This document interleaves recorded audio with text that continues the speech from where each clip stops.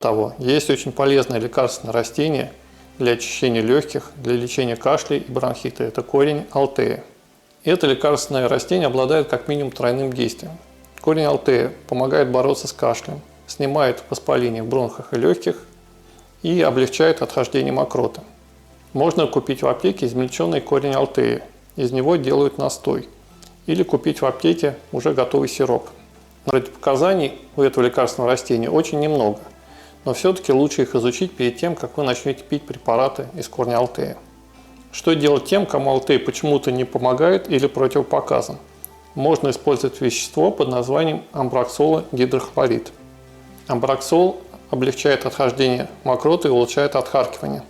Он помогает при тех заболеваниях дыхательных путей, при которых в легких и в бронхах скапливается вязкая мокрота.